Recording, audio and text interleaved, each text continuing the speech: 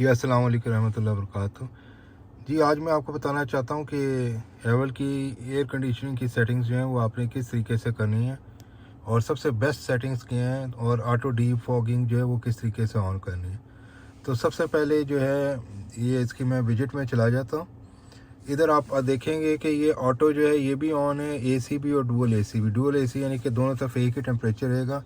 Ideal temperature सर्दियों में रखने के लिए, और वैसे भी वो 23 है मेरे ख्याल में, सर्दियों में तो ख़ास तौर पे। और मैंने ये जो है इंटरनल एयर ऑन की हुई है। और जो सबसे इम्पॉर्टेंट चीज़ है वो ये है कि आपने जब एसी में जाएंगे तो ये तीनों चीज़ें ऑन कर देनी है, 23 सेट कर देने, और फिर ये सेटिंग्स में आप चले जाएं। सेटिंग्स में ये यूजुअली स्टैंडर्ड होती है, मगर मैं सॉफ्ट रखता हूँ ताकि नॉइज़ कम आए। एसी की जो फ़ैन है वो बिल्कुल हल्का चलता है। और ऑटो डी फॉगिंग ऑन होती है, इसको सर्दियों में मैंने ऑन रखा हुआ है। ऑफ़ होती है, इसको सर्दियों में मैंने ऑन रखा हुआ है। तो ऑटोमेटिकली ये जो है ना ये चेंज करता रहेगा पोजीशंस। देखें अभी इसने ये स्क्रीन के डीफॉगर और नीचे पाँव पे वाली जो है खुद ही ऑन कर दी है। तो गाड़ी के टेम्परेचर के हिसाब से ये ऑटोमेटिकली स्विच करता रहता है। अगर फॉग जमनी शुरू होगी तो ऑटोमेटिकली ये फ़ैन तेज़ कर देगा, और जब फ़ैन तेज़ करें ना तो आप थोड़ी देर के लिए इसको बेशक ऑफ़ कर दें।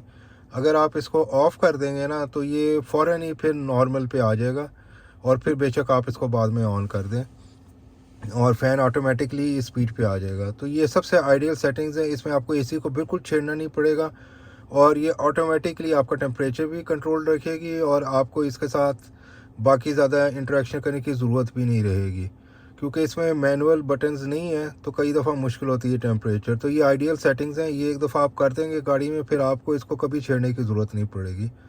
ये जो मेरे ख़्याल में जो है ये सबसे बेस्ट सेटिंग्स हैं। बस इसमें मैंने ये दो चीज़ें जो हैं सॉफ्ट कर दी हुई हैं, और ये ऑटो डी फॉगिंग ऑन कर दी हुई है। तो आप इसको ज़रूर ट्राई कीजिएगा। ये मैं तकरीबन 1 महीने के एक्सपीरियंस के बाद जो है मैं इन सेटिंग्स पे पहुंचा हूँ।